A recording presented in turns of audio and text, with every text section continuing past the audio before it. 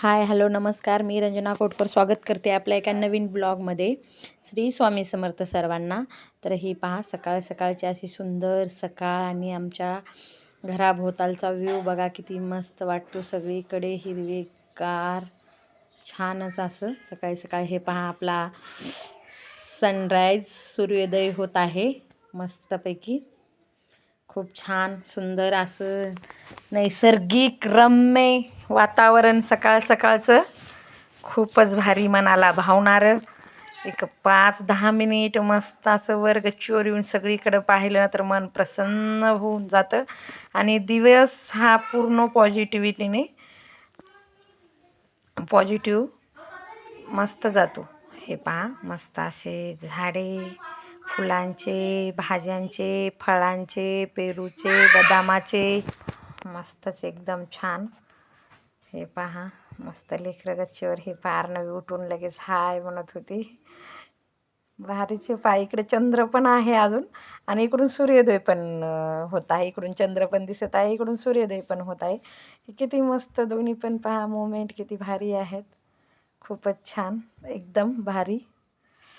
निळं निळं आकाश, मोकळ्या आकाशाखाली मस्त आता स्वयंपाक बनवायचा आहे.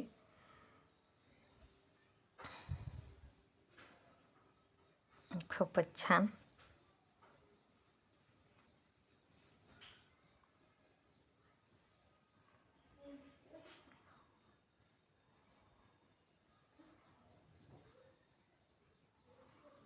हे पहा, आमच्या घराच्या बाजूचेच हे एवढं भारी वाटतं ना, मला सारखं सारखं हा व्ह्यू घ्यावा असं वाटतं. कारण तो आहेच एवढा भारी व्ह्यू की मन भाळून घेण्यासारखाच. खूपच छान वाटतं. मस्त असं सकाळी सकाळी पक्ष्यांचा किलबिलाट, नंतर वासरं गाईचा हे आवाज. हे पहा, आता मस्त माझा स्वयंपाक चालू आहे. तर चुलीवरतीच बनवणं चालू आहे. म्हटलं जाऊ द्या, कशाला उगाच. कधीतरी नैसर्गिक पद्धतीनं खाणं चांगलं असतं आपल्या शरीरासाठी. म्हणून मला पण एवढं काही वाटत नाही. जाळ छान लागला, एखादी मोठं लाकूड टाकलं तर एवढं काही परेशानी होत नाही चुलीवर. सकाळी सकाळी मस्त अशाच पोळ्या बनवून घेत होते मी, चपात्या. भारीच आहे बा.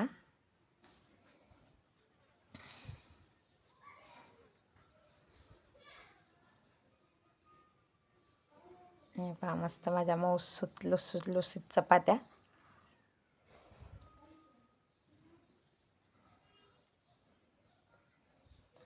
काहीच एवढं पटापट स्वयंपाक होतो ना चुलीवर, म्हणजे कंटाळा पण येत नाही, वाटतच नाही. जास्त वेळ किचन वाट्यावर किती वेळ आपण उभा टाकून स्वयंपाक बनवतो, त्याच्यामुळं आपला वेळ किती जातो आणि आपल्या पायावर म्हणजे किती म्हणजे उभा टाकून आपल्या शरीराचं ओझं पूर्ण जातं. त्याच्यामुळे हे खाली बसून चुलीवर एवढं भारी वाटतं ना, म्हणजे कंटाळाच येत नाही स्वयंपाक करायला. सकाळी सकाळी आर्नवी आणि अन्विका मस्त खेळणं चालू आहे त्यांचं. मस्त खेळतात लेकरं, पण तिथे सिटीमध्ये कसं राहतं, घरात घरात कोंडूनच राहतं जास्त वेळ. हे पहा, आता सूर्य मस्त चमकत आहे, म्हणजे सकाळपासूनच ऊन लागायला सुरुवात होत आहे सध्या तरी आता. म्हणूनच म्हणलं पटापट स्वयंपाक करून घ्यावं, जेणेकरून काय म्हणजे आपल्याला नंतर ऊन लागणार नाही. म्हणून एकदा कामं करून सकाळची पटापट बसलं की मग दिवसभर आरामच, निवांतच राहतं दिवसभर. दिवसभराचं टेन्शन जाते. मग भाजी पण बनवून घेतली आहे, मूग डाळीची भाजी आहे. भाजी आतमध्ये नेऊन ठेवले.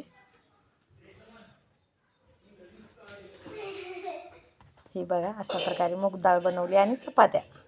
आता परत दुपारी मग काहीतरी बनवायचं असतं, खिचडी गरम गरम, म्हणजे सकाळचं खाऊ वाटत नाही ना.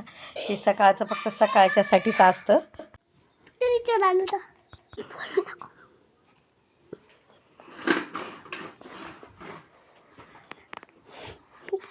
आता माझा स्वयंपाक होत चाललेला होता, थोडंसं राहिलं होतं पीठ भिजवलेलं.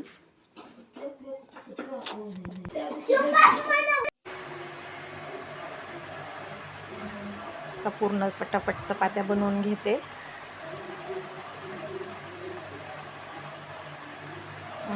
नंतर आंघोळ्या, कारण लवकर स्वयंपाक करून घेतलं, कारण ऊन येते ना, त्याच्यामुळं मग अगोदर स्वयंपाकालाच लागतो आम्ही सकाळी सकाळी. बघा किती मस्त चपाती झाली आहे चुलीवरची. खरंच चुलीवर म्हणजे थोडं असं छानच स्वयंपाक चवीला तर छान लागतोच, पण भाजणं हे किती मस्त चपात्या वगैरे भाजल्या. आता दुपारच्या वेळी म्हणजे कपडे वगैरे धुवून झालं होतं, मग कपडे वाळत घालायला तिकडे गेले होते मी, तर हे दिसले एवढे सारे झाडाला पेरू. हे बघा मस्त पेरू असे निघाले, खूप चवदार पेरू आहेत ते, ऑर्गॅनिक म्हणजे गावरान पेरू आहेत, गावरान म्हणतात ना तसे. नजर गेली एकदम झाडाकडे, कपडे झाल्यानंतर धुवून वाळू घालायला गेले होते तेव्हा.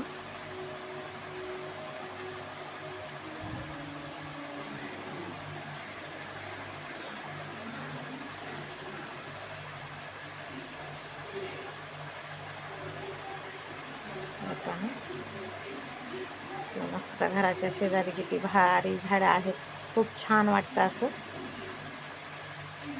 एका पानाला एक पेरू लागल्यासारखा असं पेरू घड्याच्या घड पेरू लागले आहेत, खूपच छान. हे पहा,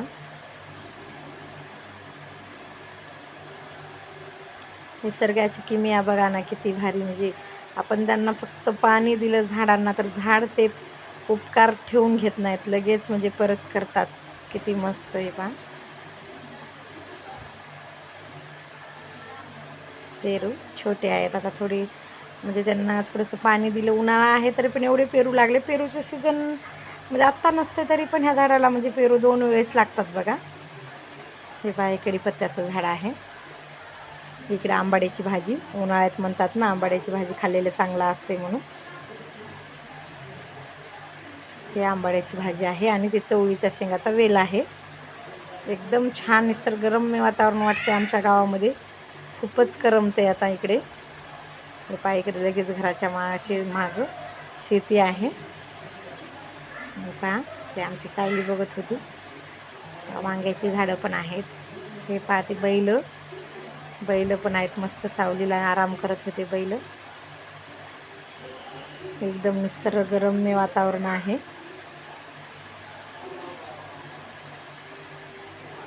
छानच. म्हणलं आता थोडं फेरफटका मारून मग आता दिवसभर आराम करायचं 5 वाजेपर्यंत. 5 वाजेपर्यंत तर काय घराच्या बाहेर निघणं म्हणजे इम्पॉसिबलच आहे सध्या, कारण उन्हाचा पारा एवढा वाढला आहे ना की तापमान खूप म्हणजे वाढलेलं आहे. त्याच्यामुळं गच्चीवर पण पहा किती ऊन आहे सध्या.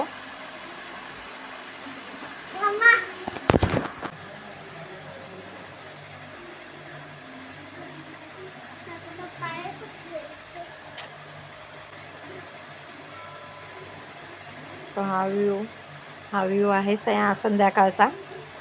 संध्याकाळी मस्त असं आता 5 वाजले होते, मग स्वयंपाकाची तयारी करायचं, कपडे काढायचे, झाडझूड करायचं, म्हणून मग आम्ही तयारीला लागलो होतो. तर आज बनवायची होती चिक्की, गुळाची चिक्की बनवा म्हणलं लेकरांसाठी थोडंसं काहीतरी. शेंगदाण्याची चिक्की बनवा म्हणले, गुळ शेंगदाणा.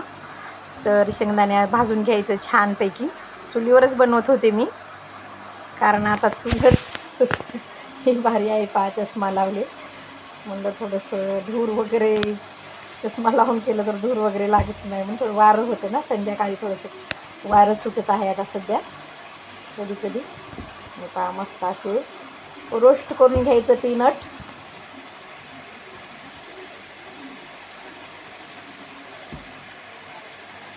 मग गूळ त्याला बारीक करून घ्यायचा, कारण गूळ मग अख्खाच होता ना.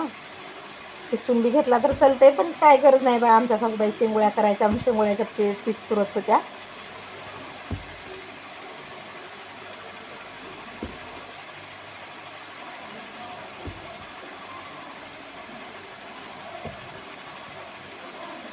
हे पहा, गूळ फोडून घेतला मी बारीक. मग थोडंसं तेल टाकून त्यामध्ये गूळ टाकून घ्यायचा आणि मग त्याला मेल्ट होऊ द्यायचं मस्तपैकी. ही शेंगदाण्याची चिक्की खूप छान लागते. मुलांना बाहेरच्या चिक्कीपेक्षा नाही घरचं असं खायला करून देणं हे मला खूप भारी वाटतं, कारण आता उन्हाळा असल्यामुळे मुलं पण बोर होतात, कंटाळतात. मग छान, आणि गूळ आणि शेंगदाणे पौष्टिकच असतात, त्यामुळं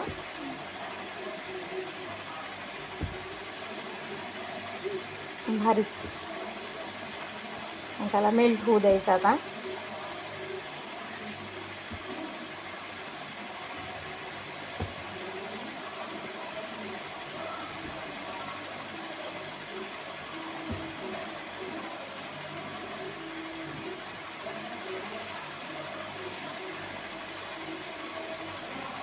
काय ती शेंगुळ्याची तयारी चालू होती. शेंगुळ्यासाठी कांदा कट करून ठेवले होते, कारण शेंगुळ्याला कांदा छान लागतो मस्त.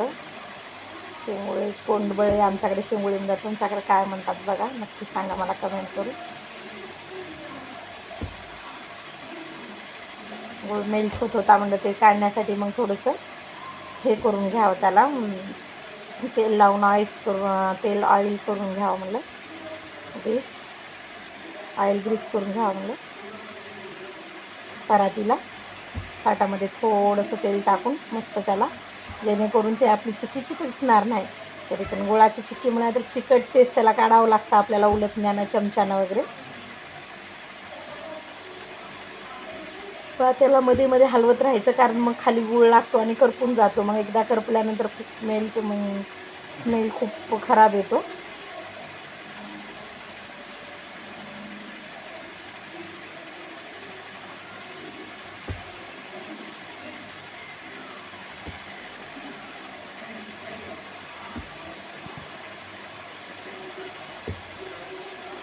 शेंगदाणे म्हणलं आता त्याला हे करून घ्या, शेंगदाण्याचे अर्धे भाग करून घ्यायचं, जेणेकरून ते वर मध्ये अर्धे भाग करून घेतले ना, त्याच्यामुळे मध्ये पण टाकायचे अर्धे आणि अर्धे वरून पण टाकायचे. छान पण दिसतात आणि खायला पण थोडं इजी. अख्खे टाकलं तरी काही प्रॉब्लेम नाही, पण थोडं खायला इजी लागतं आणि दिसायला पण थोडं मस्त लागतं. हे गुळ आता मस्त मेल्ट झाला आहे.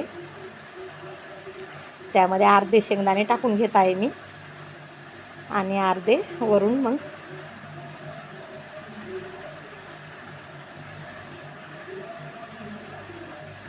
आता काढून घ्यायचं ताटामध्ये.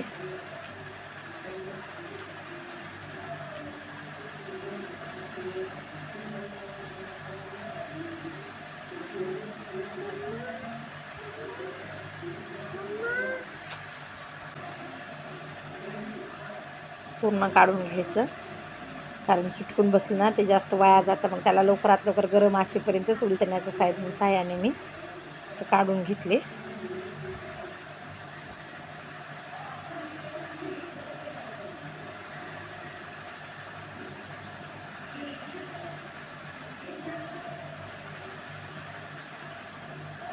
सगळीकडे असं पसरून घ्यायचं, जेणेकरून थोडंसं पातळच लेअर चांगला लागतो, जास्त जाड पण नाही.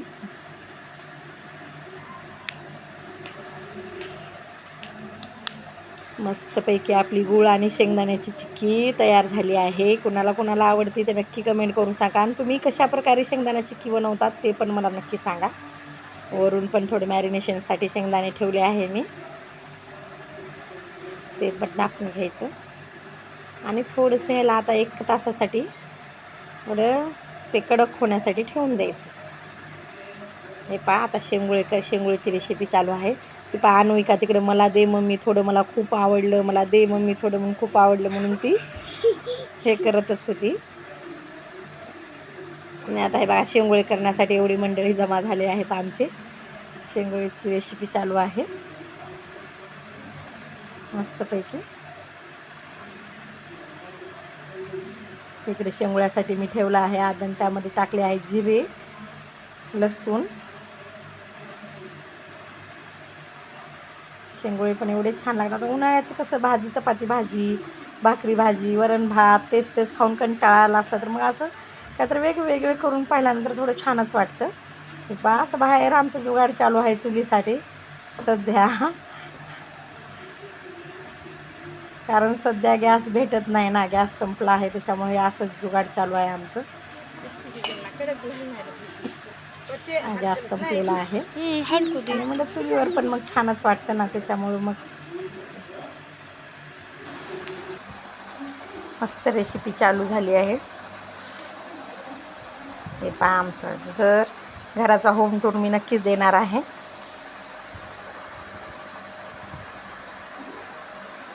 असं थोडं इकडे नायगावला इकडं तिकडं झाल्यामुळं थोडं होत नाही, कारण अर्ध सामान आमचं तिकडे आहे, तिकडे पण घर आहे ना, इथे तिकडं मग आता सध्या तर सुट्ट्या आहेत त्याच्यामुळे मी इकडे आले आहे. आमची अर्णवी पण किती छान शेंगोळे करत होते.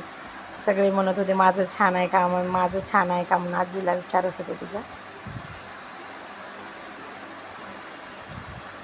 तर तुम्हाला हा आजचा माझा डेली ब्लॉग कसा वाटला गावाकडचा ते नक्की मला कमेंट करून सांगत जा.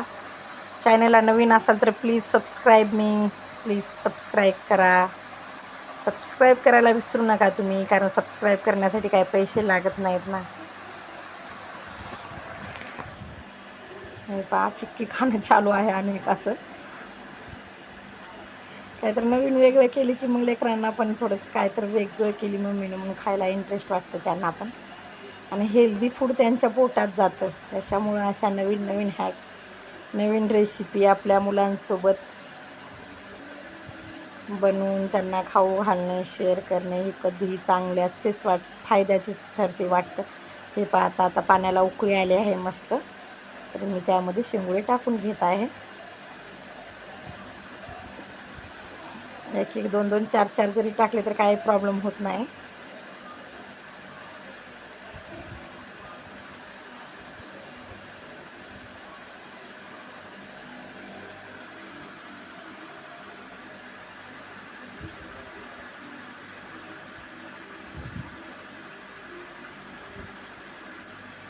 खाली काय घाण नाही, म्हणजे स्वच्छच आहे, पूर्ण मुरूम खडक आहे, त्याच्यामुळं मग काय वाटत नाही. मग खाली असं घाण, कसं खेड्यामध्ये तेवढं घाण गुण वाटतच नाही, कारण सिटीमध्ये कसं टॉयलेट संडासचं तिथंच, आंघोळीचं तिथंच, बाथरूम तिथे, सगळं घाण घाण वाटत असतं. पण खेड्यात काय नाही, सगळीकडे स्वच्छ आणि निर्मळ असतं, त्याच्यामुळे एवढं घाण काय वाटत नाही.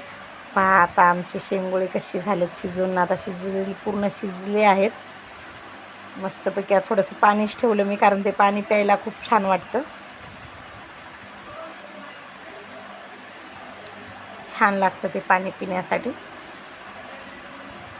मस्तपैकी असे शेंगोळे चुलीवरचे,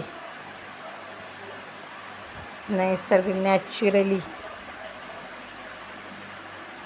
त्याला नॅचरली म्हणतात, पारंपरिक पद्धत, म्हणजे चूल म्हणलं तर आपली जुनी पारंपरिकच आहे ना. आता सध्या तर चूल काय बघायला भेटतच नाही, सगळीकडे गॅसच होऊन गेला आहे. तर चला, ही शेंगोळी रेसिपी तुम्हाला, शेंगदाण्याची चिक्की रेसिपी तुम्हाला कशी वाटली ते नक्की मला कमेंट करून सांगा, आणि माझ्या चॅनलला लाईक करा, शेअर करा, सबस्क्राईब करा. Thank you for watching.